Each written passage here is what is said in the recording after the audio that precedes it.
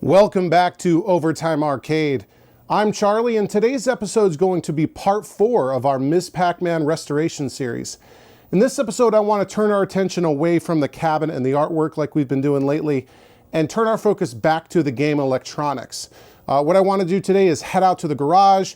I want to replace the edge connector housing on the wiring harness, and I also want to fix the burnt up edge connector on the game PCB itself. And hopefully once we do that, by the end of this video, we'll be in a position to actually test out the game PCB. We can hook it up to a spare monitor that I have out in the garage and hopefully get a working Ms. Pac-Man image running on the screen. Sound good? Let's go! Overtime!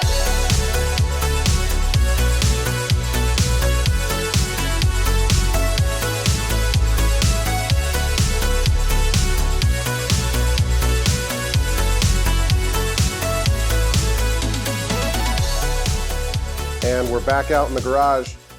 It's getting cold out here, but that's not going to stop us from working on this Ms. Pac-Man restoration project. Really appreciate all the comments and suggestions in the previous video where I was asking you all what you thought I should do about the artwork. I am leaning towards, at this point, stripping it all down and redoing the stencils from bare wood. I just don't think I can live with how bad this artwork is, especially on the front and the right side that you can't see right here. I don't think I'm going to be able to touch this up, so yeah, we're going to dive into a re-stencil. The only problem is, like I said, it's getting cold and you really don't want to be painting when it's cold out, so probably going to have to wait until it warms back up again to do that. Also, in the mess behind here, there's several more projects, including one that I just added. If you saw the photos that I posted on the community tab on the channel.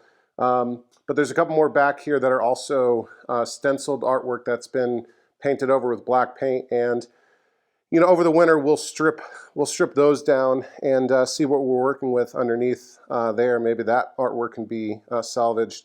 But if not, and if I end up having to do, you know, redo 3 stenciled artwork packages, I think what I'll probably do is invest in an HVLP sprayer.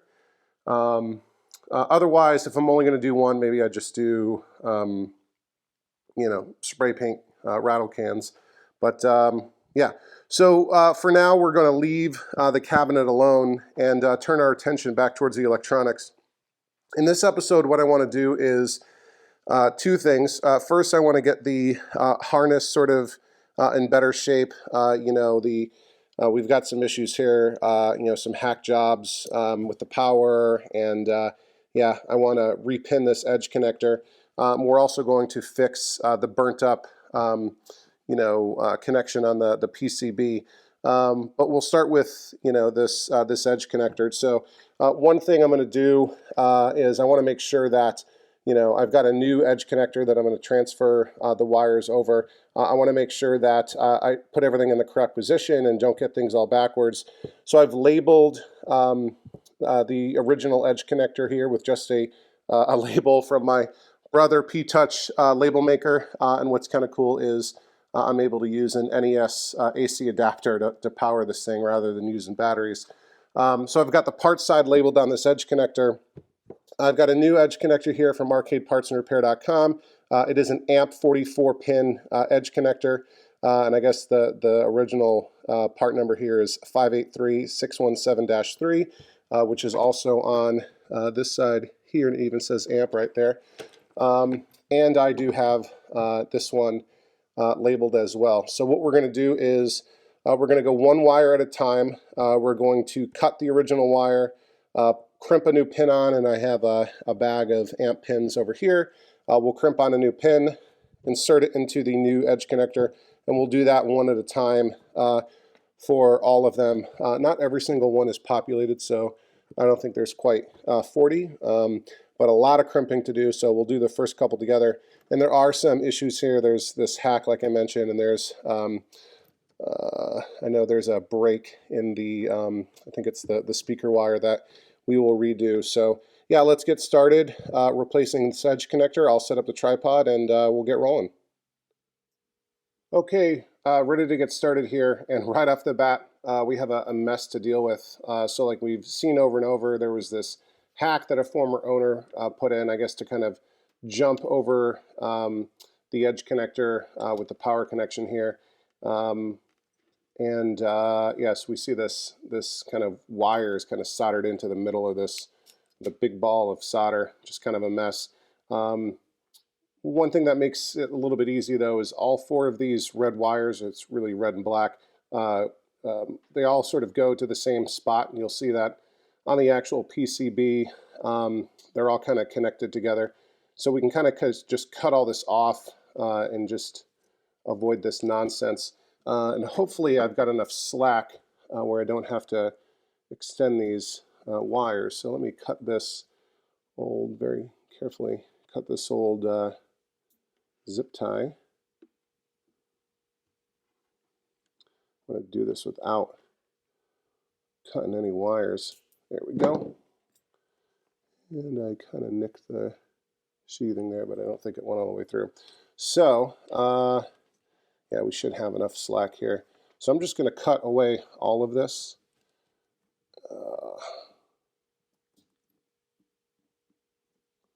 Cut away all of this. All right, and then I can cut these off. Okay. There we go. So those are the first four wires that we need to repin and replace. Stretch these out. All right. Got our wire stripper. You've seen this before. This Klein tool sort of automatic wire stripper, which is kind of falling apart, but it's still working. Come in here with the first one. Strip that. That should be enough. Just twist these wires a little bit. And the next one already has some wiring exposed, but I think we want a little bit more. All right. Okay. I know some people are, I don't know, intimidated by crimping, but if you take your time and practice and test your work as you go, you should be okay. This next one. All right. These are very, very thin wires here. But we've got four stripped and ready to go. Coming over here to the, get all this mess out of the way, to our amp pins. Just come on strips. Come on. There we go.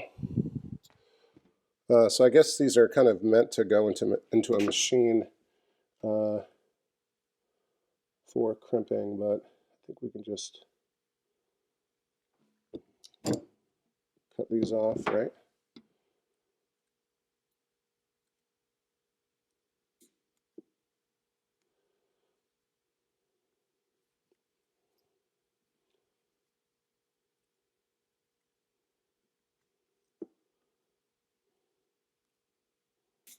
There we go.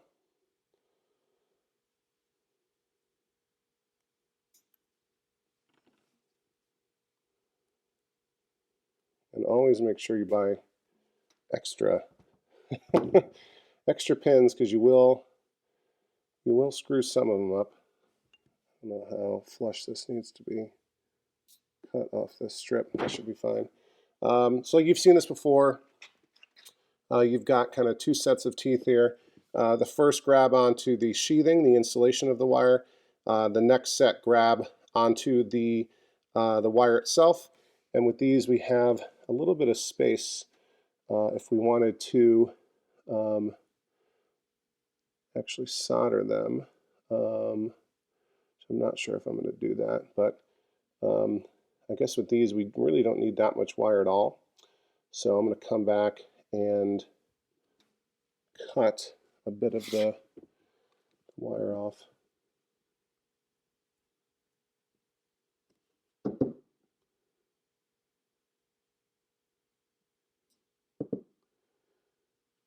too much though.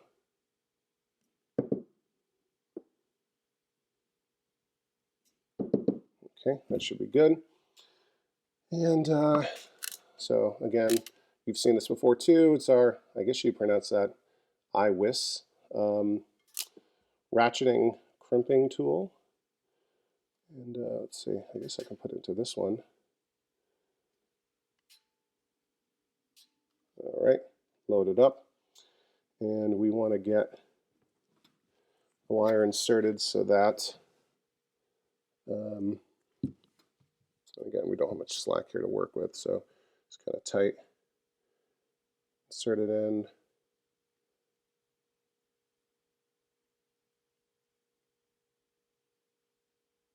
First couple are always a bit strange as you're getting a sense for how far you need to go. Yeah, like I said, you want it to go in so that the first set of teeth grab onto the sheathing and the second grab the wire. And let's take a look here. Nope, that's not good. Yeah, it's not even, didn't even grab anything. And the first, both teeth grabbed the, what you call it, the sheathing. So we've got to redo it. That's why you buy extra, and you take your time and never be afraid to redo your work. Okay. Can I get this into a, maybe that'll help too. Get into that smaller crimping position. All right, here we go with our second attempt.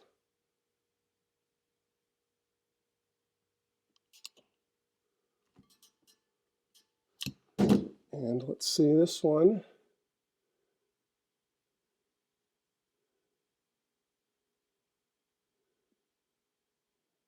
I don't know.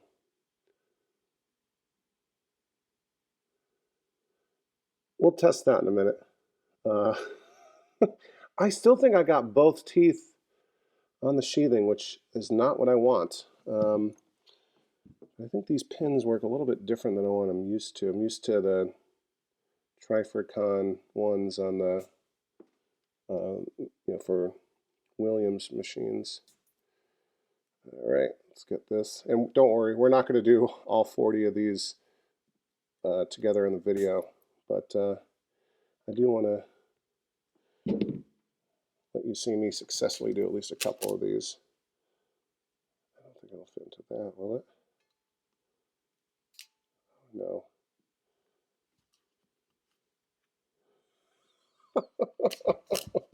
I crimped down. Yep, that's why we buy 100. And we only need 40. Okay.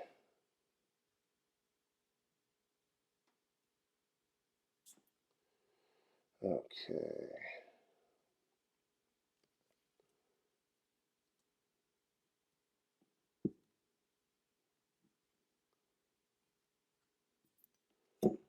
All right. Let me take a look and see.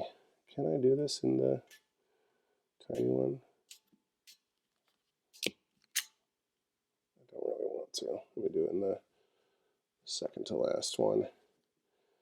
I think that's the right one for this. Okay. Grab another wire. Line it up.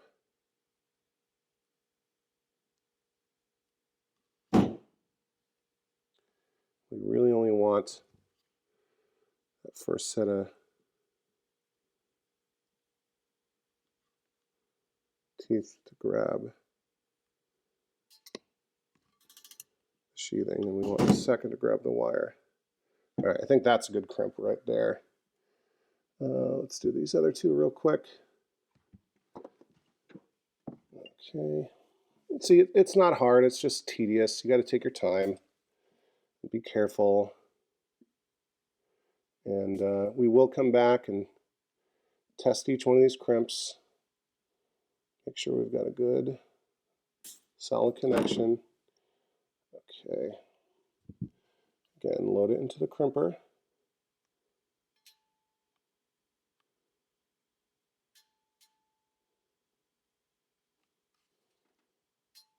Okay. These are really getting light on slack. Okay. Insert it in.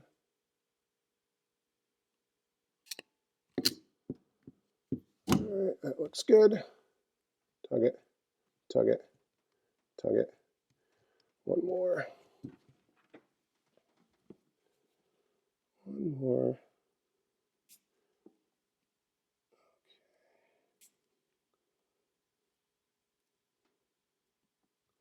Now, sometimes you can buy these sort of loose. That makes things easier, although they can run everywhere. But usually they're cheaper if you get them on these strips. So get this one in.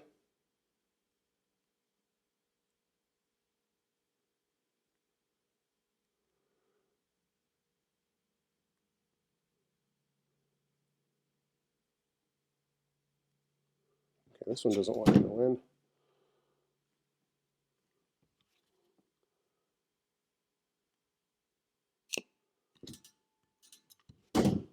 All right, that's definitely a good one. And I think this is the one where I just don't like how that one looks. All these others, I think, look okay.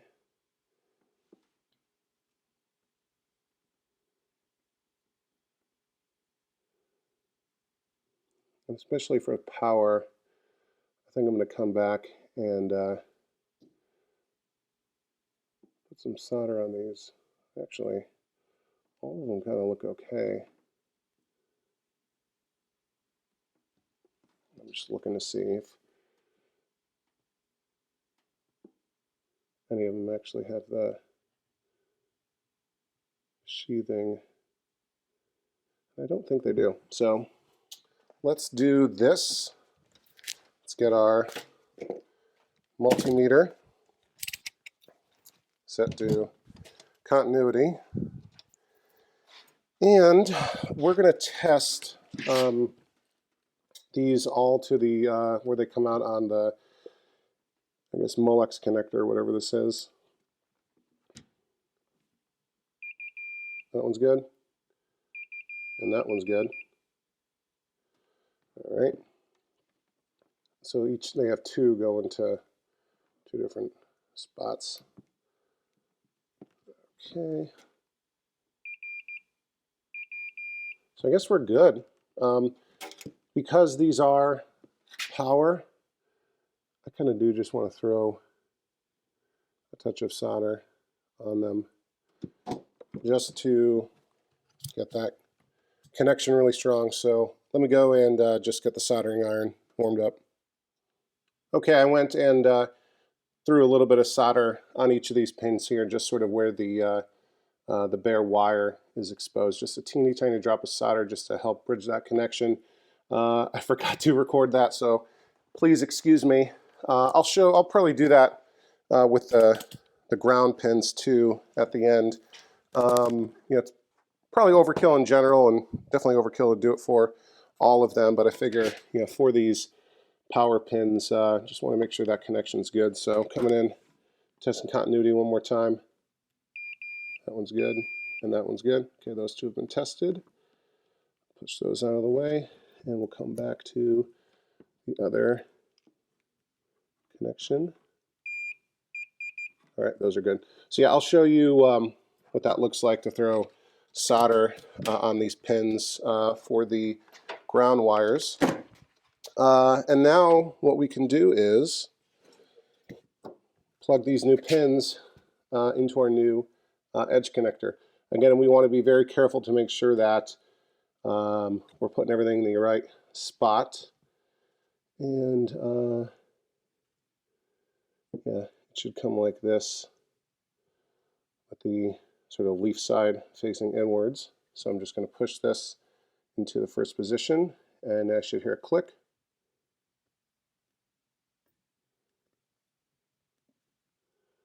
or maybe not a click. Kind of almost wants to push all the way through.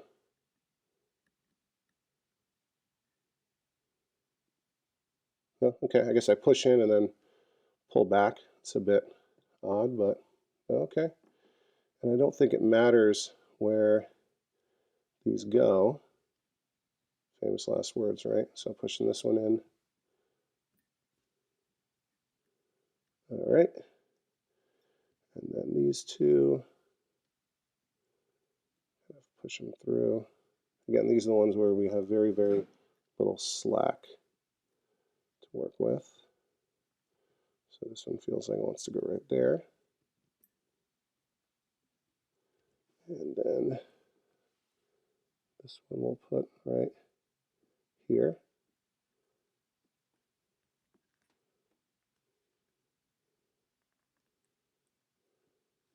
That one's fighting me.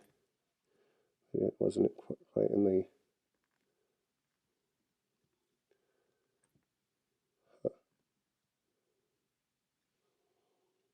I don't know if there's a groove these are supposed to go into or what. There we go. All right, those look like they're in okay. They want to push through, which I don't know if that should concern me or not. Like, there we go. I think they're seated in there pretty good. How does that look? All right, so that's basically what I'm going to do. You know, from here on out, I'm going to work one by one. Maybe I'll just show you the next one, and we'll go through. Yeah, let me show you the next one. So this one goes sort of in the top right there. So we need to cut the original wire, like so. Okay, pull it out. And you know, eventually this gets to be a pretty quick assembly line operation. Strip just a little bit of the wire. Okay, like that. Get a pin off the strip.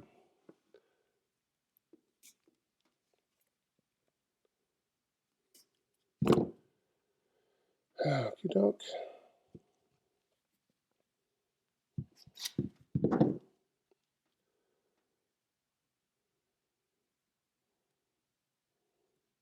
Whoa! I don't think we lost it. There it is, all the way over here. All right, that looks good. Grab our crimping tool, load it into the slot.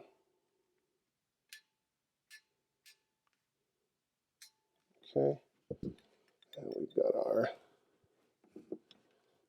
wire here. Things start to get tight when you have all these going through. Get this a little bit straighter. Okay.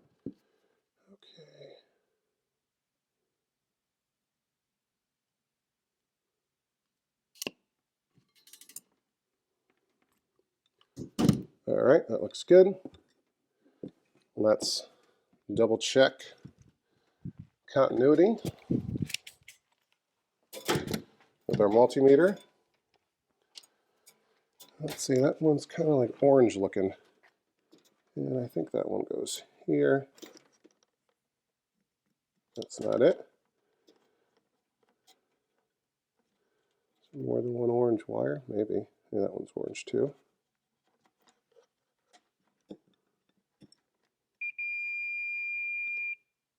All right, that's a good crimp. And we will insert it into its original position, which is that third one right there. Making sure that the leaf side faces inwards. All right. How's that look? Good? All right, and I'm going to keep going. I'll do the rest of these off camera. If anything interesting pops up, I'll come back on and show you. And then I'll show you how to solder just the last four are ground wires at the end. All right, I'll be back in a minute. Okay, just wrapping up the edge connector transplant here, and things have gone pretty well for the most part, except for one thing that I'll show you in a second. We're ready to do the last wire, which I'll do on camera. Let's go ahead and clip it off. There we go. And look at that. Now it's completely clear of the old one.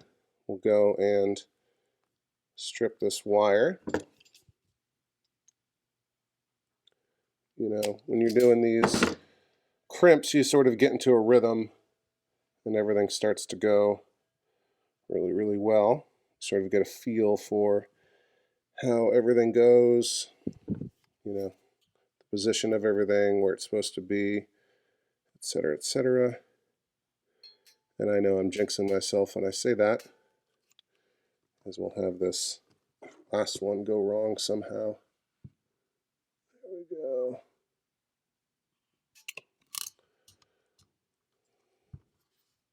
All right, that looks pretty good. And let's solder it, because I didn't show you that before. And again, I didn't solder all of these, just the power and ground wires, just to give us a little bit of extra, you know, sort of solidity on the connection.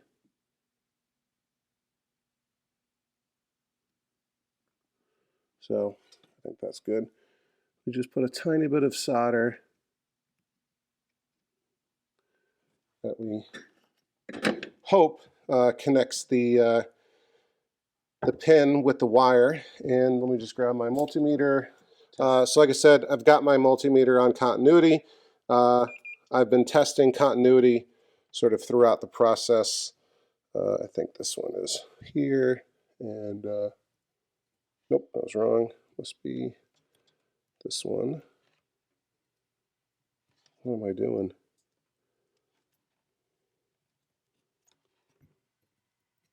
What is going on? Where does that one actually go? It's got to be here, right? Let's see what's happening here.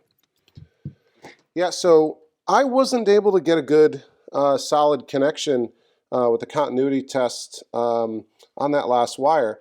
And I busted out the, I don't know what these are called, pin remover keys, I guess.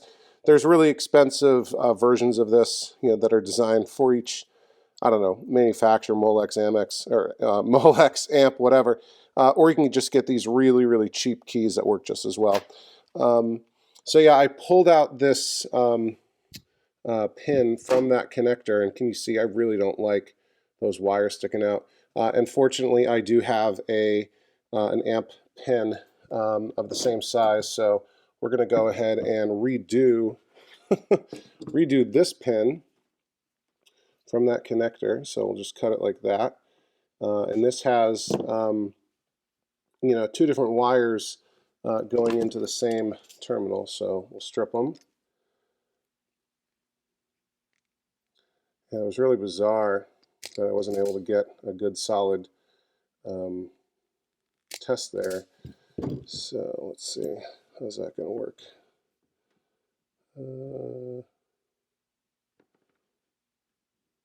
Is that long enough? Yeah, that should be fine. So I'll get these, I guess, twist them together. And we will solder this one too, just to be sure. Hopefully we can get it on the right, get it right on the first try. I do have a couple of these amp pins, these larger amp pins, but you know, not a ton of them. Okay, they already came untwisted. Lovely. Okay, come on, guys. Let's see if that holds. And we'll try to get them together in. Nope. Yep, almost.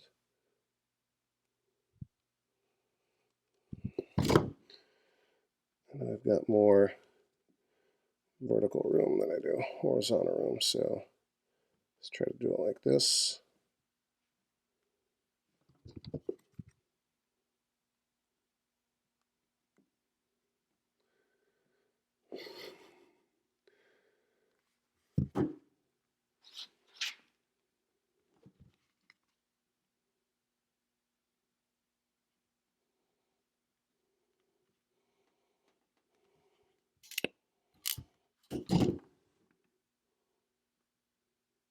Okay, I don't hate it. Let me throw some solder on this to ensure a better connection.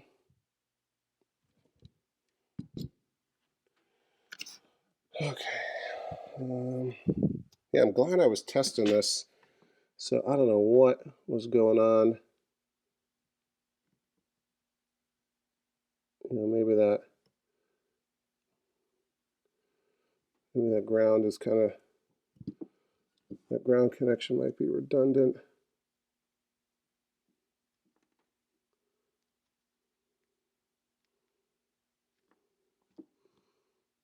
Okay, I think that's good. All right, should put that anywhere. And let's test this now. I guess maybe I should have tested the wires on their own just to make sure there wasn't a break somewhere, but so bizarre. All right, let's see. Continuity beep. That one's good. And the one that's already in, that one's good. So yeah, that must have been the problem. A bad factory crimp. So let's put this back in, the spot where it goes.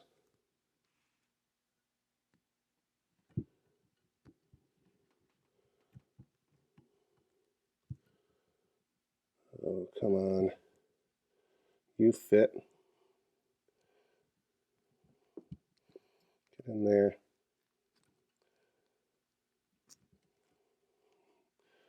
Tell me you don't want to go in there. You belong in there. Okay, that was a pain in the butt, but I think I got it. The amp pin that I had was just a little bit bigger than a little bit wider at the base of it than the one that was in there before, so it was really tight getting it in there, but I redid it with a second pin, and I think we're good now. Testing continuity. We're good on all that, so that's great.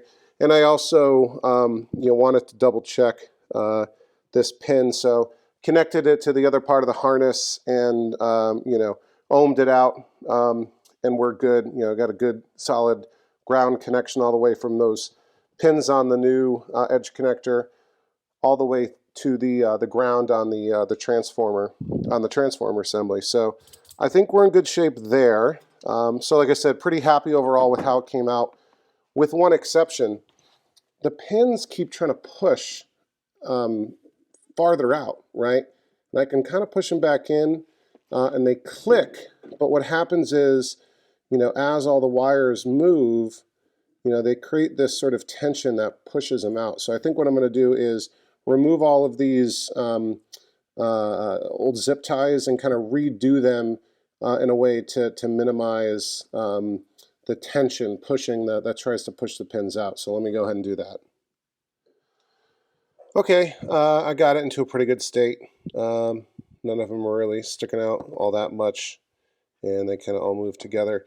And so the last thing I want to do with the harness here is replace this previous repair on one of the wires for the speaker. Looks like somebody found a break and was kind enough to repair it, but did it with just some electrical tape instead of the correct way, which is to use solder and shrink wrap. And wow, this is some old electrical tape. It's brittle, coming apart. Look at that. Look how dirty my hands are. Probably should have cleaned this harness. And yeah, look at that. Just nothing. Nothing holding that together. All right, let's cut it, strip it, solder it, and put shrink wrap on it.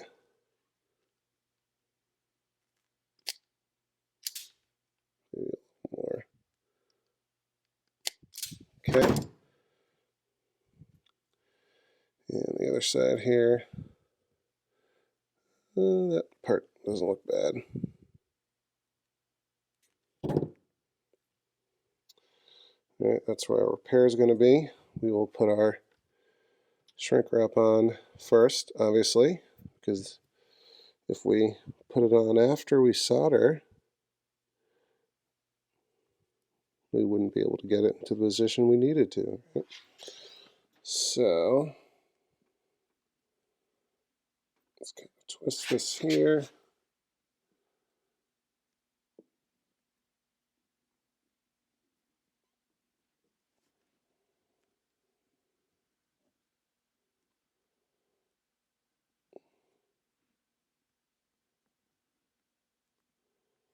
All right. Just worry about that a little bit, not preventing the. I just cut that. A little bit sticking out might prevent the shrink wrap from coming on. All right. And this twist isn't really going to make our connection. It's just going to hold it in place while for the solder to grab on. We'll just do it like that. Okay. And now we come in with our solder.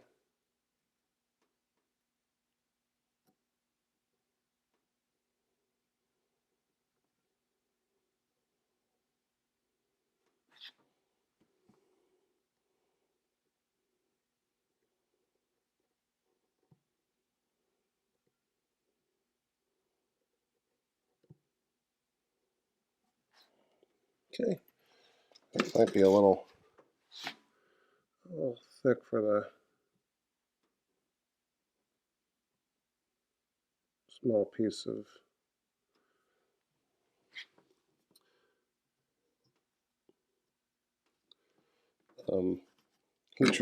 heat shrink tubing to make it across, but we'll see. Okay, now we're good. And we'll kind of get that up here in the middle, like that. Okay, can you see what I'm doing? Yeah. And we'll just hit it with a little bit of heat.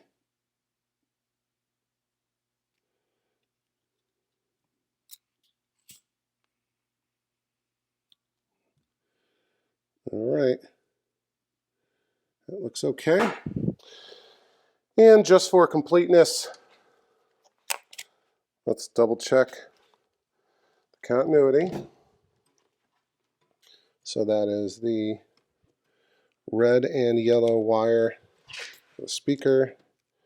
There's the connector right there. And it comes onto the, where is it? We can kind of find it. We just drag it, right? There it is. Okay, so that's good. I'm going to say the harness is good now. We replaced the edge connector, tested everything out. I think we're in good shape. So now we can move on to repairing the actual PCB itself.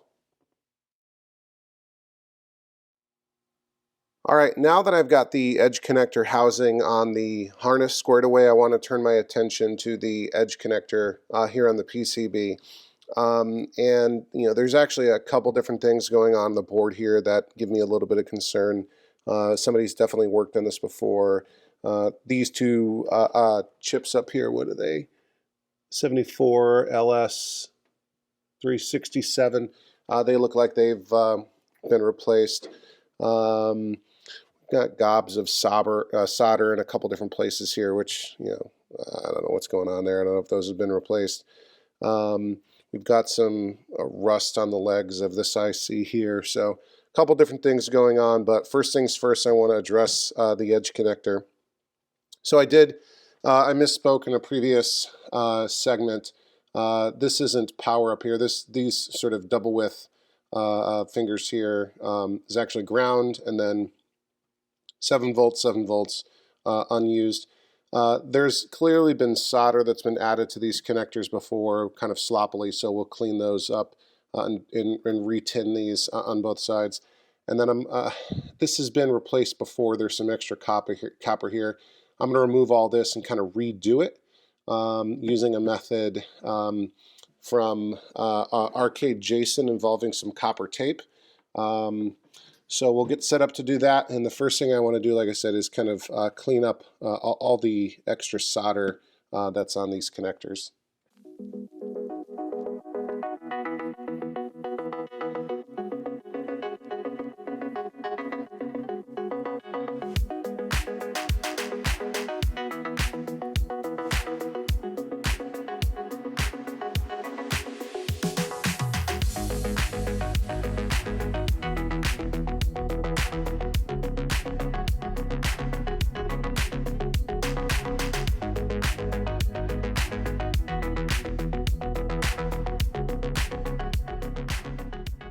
Okay, so I got most of the old solder off. It's still a bit of a mess, and you can see it's all burnt up here.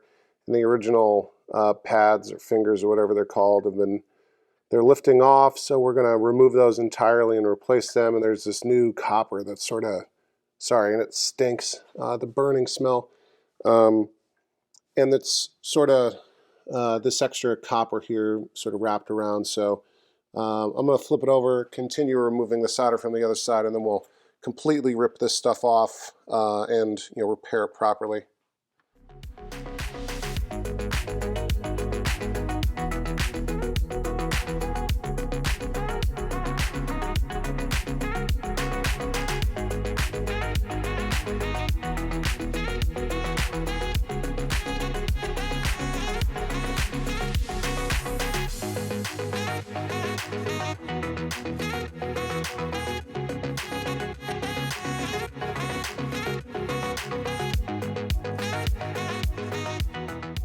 Okay, we're done on this side too. Again, this is all burnt up. The traces are lifting. The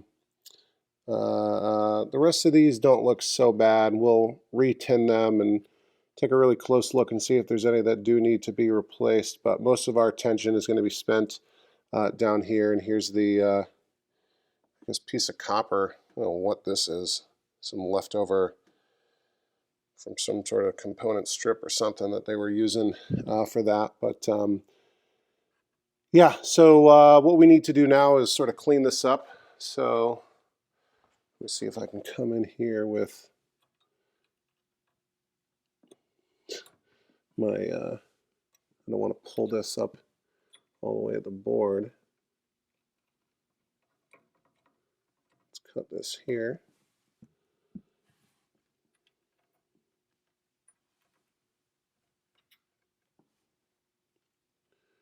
Removing these old ones that are all burnt up and lifting.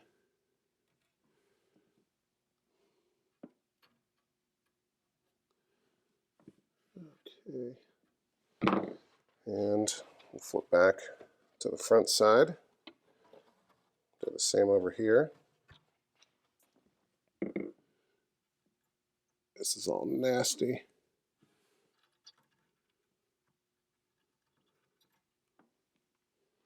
Nasty, burnt up, smells terrible.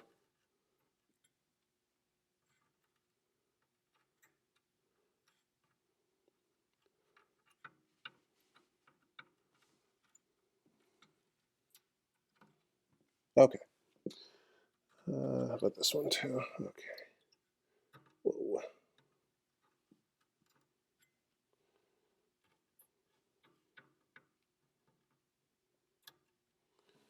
All right.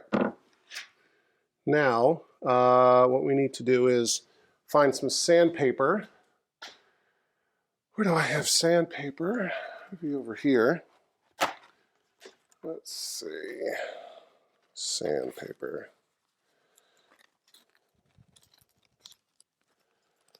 All right.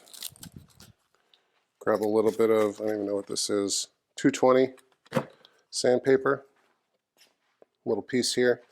We want to just clean up all of this.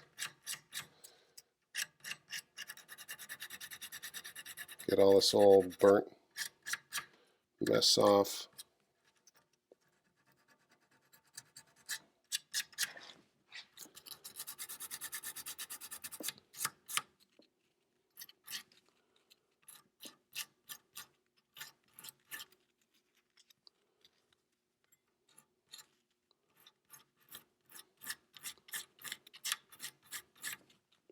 And we also want to come sort of up higher into the trace and remove some of the masking just so that we have something to connect to when we apply the copper tape.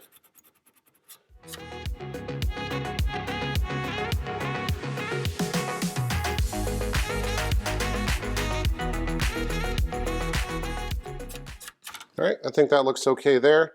So we'll flip back to the other side and do that same cleanup here.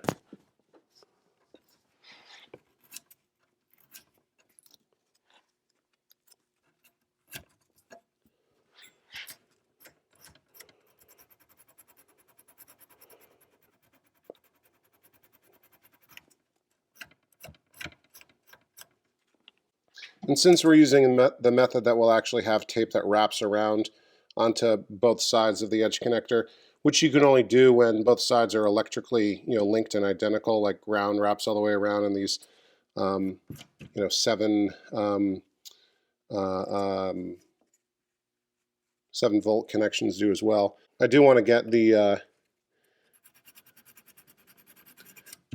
this connector off.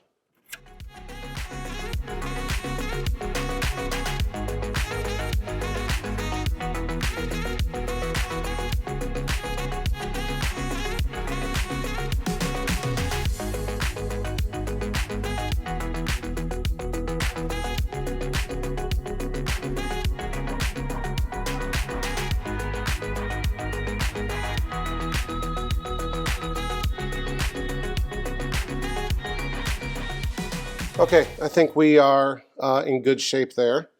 So we've sanded off all of the black burnt up stuff off the old connectors and up into the traces a little bit so that we have something to solder into. So now we can apply the copper tape. So I guess I can start from this side. That really doesn't matter. Grab my copper tape here.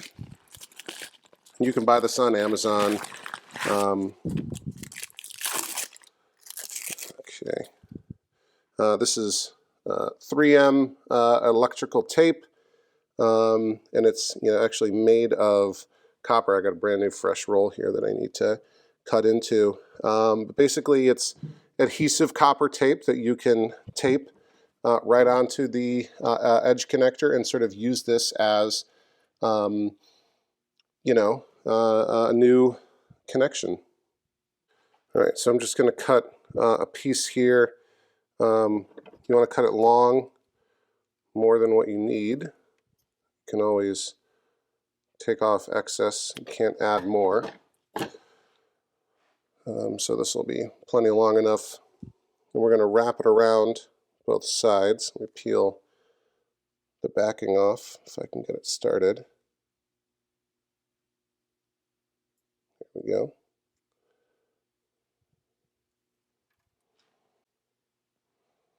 All right, so you're going to want to kind of line it up where it's supposed to be.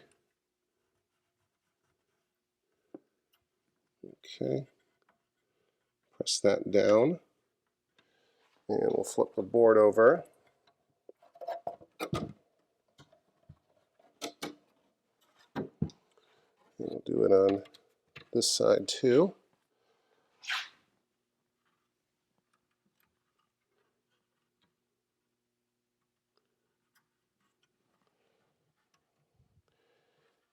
Okay. How's that look? Looks better already. Kind of squeeze that on. Yeah, it is an adhesive tape. It's not the strongest thing in the world, but it's good to get it started.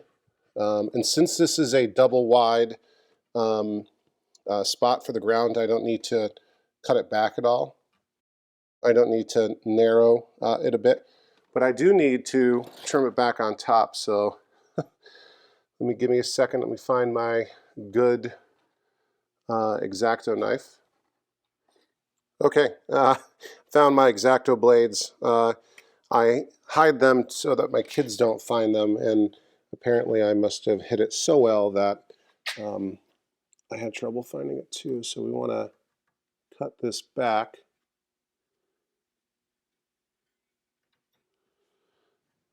So that we've got a good spot for our connection. Maybe I want to take just a, I don't really want to take more off.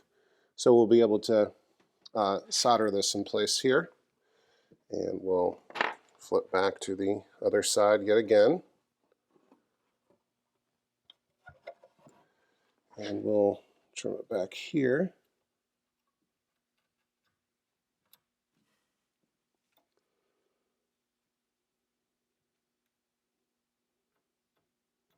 Okay.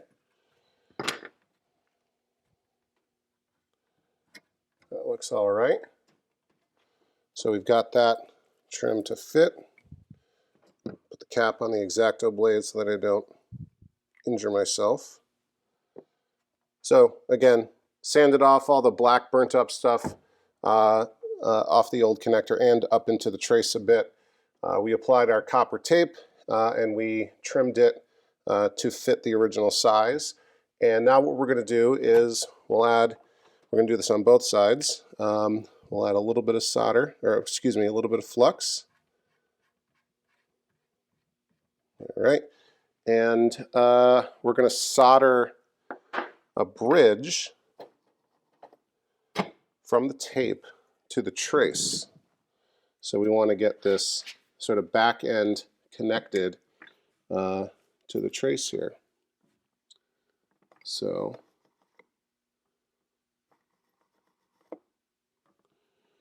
let's do that.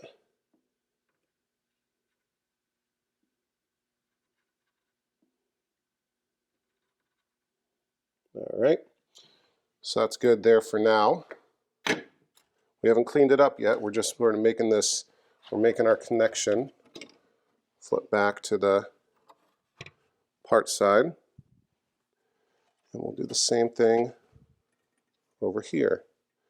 Again, we're using solder to bridge the tape to the trace.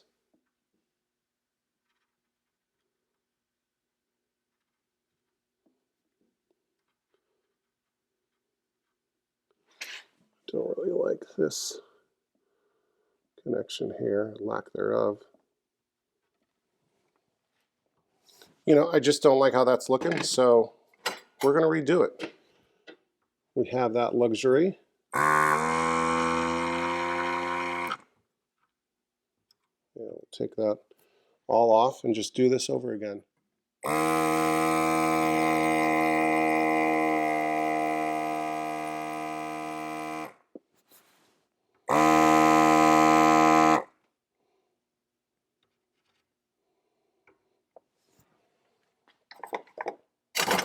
Okay, had to take a second there to clean my desoldering tool and put a new filter in. So now it's working good. All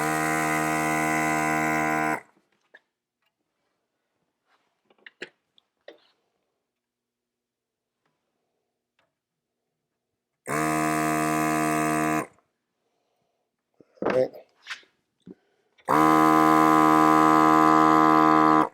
Clean that up. So now I think we've got a good place to connect on both sides again. Maybe we'll start from the front this time.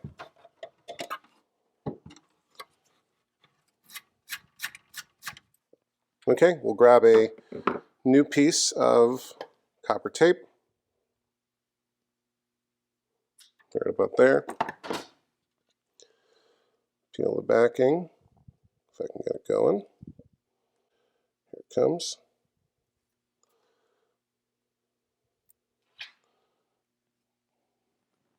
Carefully line it up.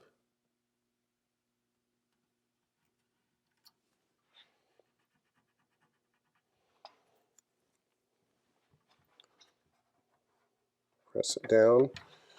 Come back to the other side of the board.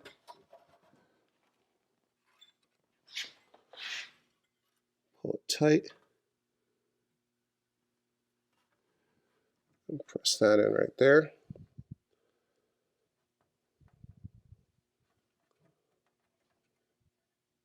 Okay.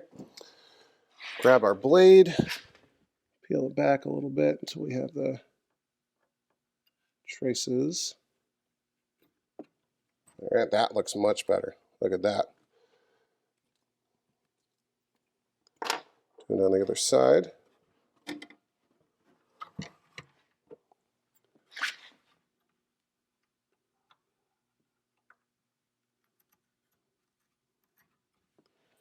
Okay.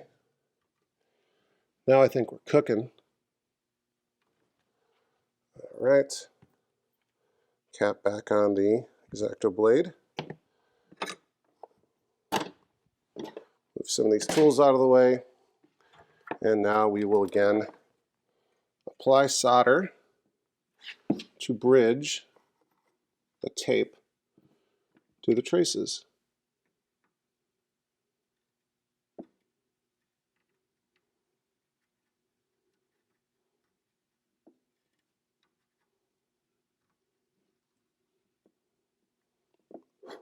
Okay, looks good there for now. Come over. Doing on the solder side, sometimes called the circuit side, even though there's circuits on top too.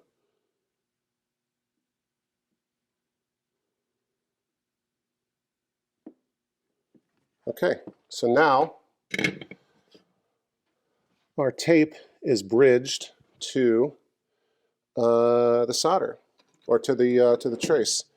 And if we want, and we'll do a lot of testing here just to double check, but even just for right now, pull out the multimeter, continuity beep, and we can test to make sure that we have continuity between this and other ground points on the board, and we do.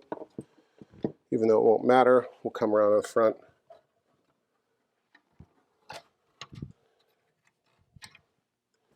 And test it here as well. Grab some ground plane, and we've got a connection. So that's good. Now we need to tin the rest of the connector. So we're going to apply solder sort of across the rest of the tape here. I'll put a link in the video description to Arcade Jason's video, which is where I learned how to do this. You can just leave the copper here, but it eventually will oxidize and you won't have as good of a connection. The solder kind of helps to strengthen the copper tape here too, and just provides a better connection overall that won't oxidize, it won't tarnish. So I'm going to do it just slightly differently than how Arcade Jason did it. He uses actually his bare finger to smooth out the solder and remove the excess solder. I don't really want to do that. I think I probably could, but I don't want to do it so many times. So I'm just going to use a dry solder sponge to do that. But first I need to get some solder on the tape.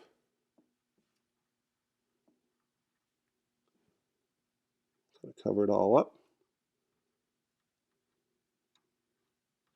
All right. And now I'm going to come in. I don't know if I can do this in a good angle. I'm going to heat up the solder and then wipe it off. Okay, see how that smooths it out, removes bumps, etc., etc. We can do it one more time, just a little bit. Smooth it out. So I've still got the copper plating or tin plating that I want, solder plating on the tape without having a bunch of lumpy mess. So that looks pretty good. We'll come around to the back. We'll do the same exact thing over here.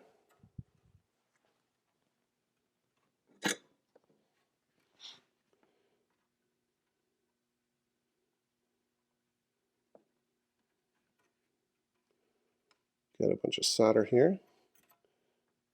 Okay. Then we come in and sweep off the excess. And that looks pretty good to me. What do you think? So that one is totally done now. We've got we've got 3 more to do. And if you see, this is what we're talking about over here. Yeah, let me get cracking with that. I'll do one more on camera. Flip back over here. So this one is, and we have excess solder on here now. That's interesting. I guess it kind of drips around. So let me go and remove this. Maybe I have to come back and forth a few times. And let's see if we pushed it to the other side. Sure enough, we did. Okay, that's fine. Maybe I can do a little of this. Just to get that off. Okay, now we'll just smooth it one more time. A little bit of this, a little bit of heat.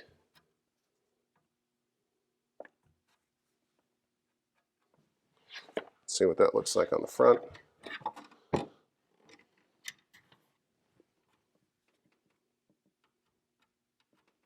All right, I think we're good there. So like I was saying, this next connection is quite a bit narrower, and we want to be careful that we don't accidentally bridge them, but the technique is essentially the same. So I think that's just flux right there. So we'll get our copper tape. The only difference being here that we have to cut it down for width, not just length this time.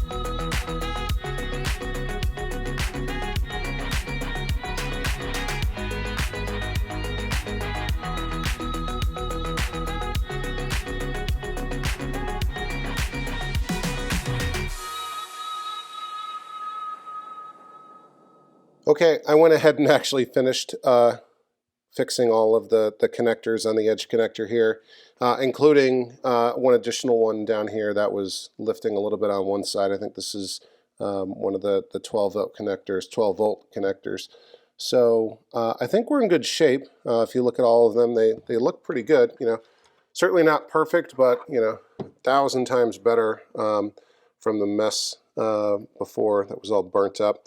I tested all of these out. I think we've got good connections and no bridges between the sides. One thing to point out, so this method that I'm using where I wrap the tape around both sides, I think I mentioned, only works when you have the same connection on both sides, so ground and ground, 5 volts, 5 volts, 7 volts, 7 volts, whatever.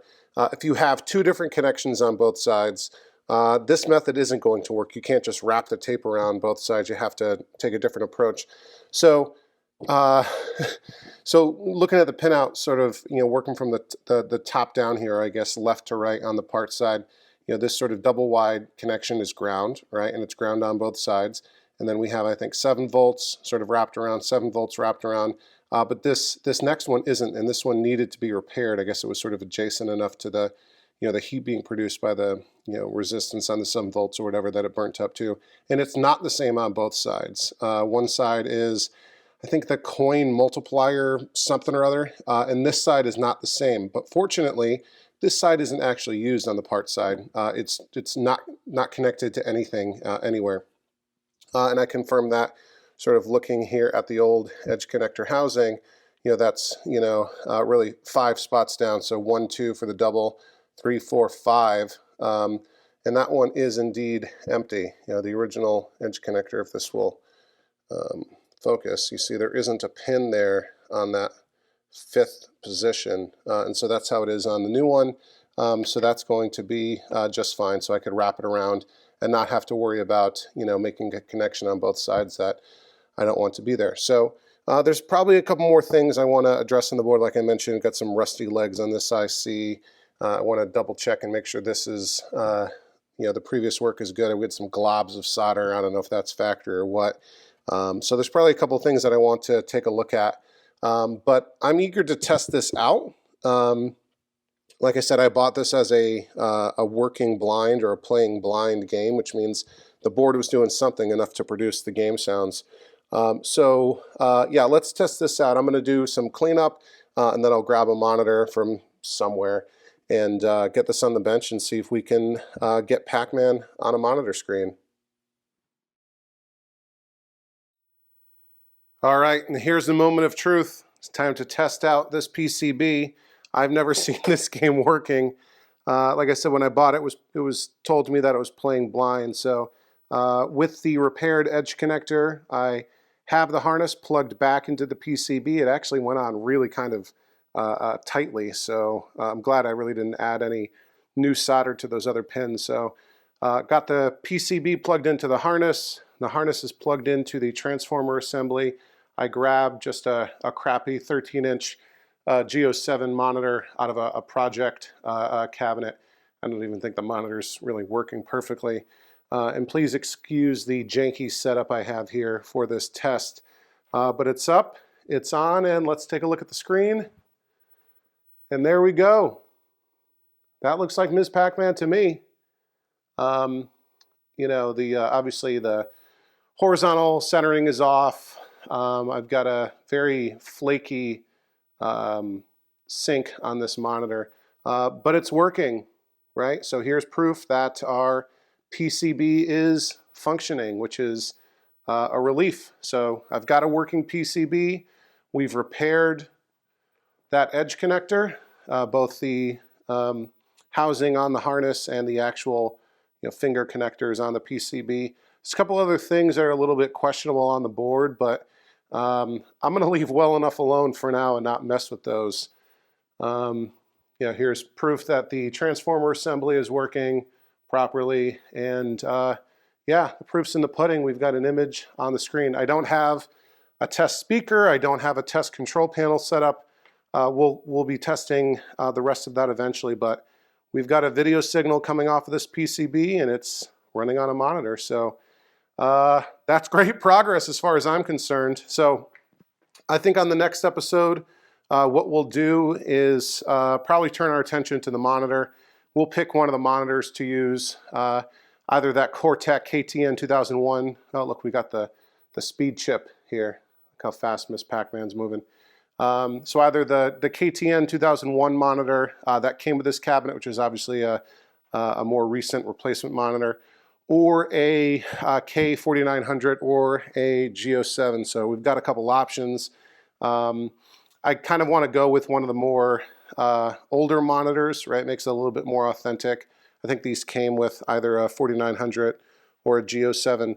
The 4900 has much worse burn. The G07 still has Miss Pac burn, but not as much. I don't know. Let me know what you think. I got to decide which monitor to put together. I like working on K4900s. And that burn is so bad, it's never going to be used for anything except a Miss Pac. So let me know what you think in the comments below. I hope you're as excited as I am about seeing this game running. And as always, thanks for watching. I'm Charlie from Overtime Arcade, and I'll see you next time.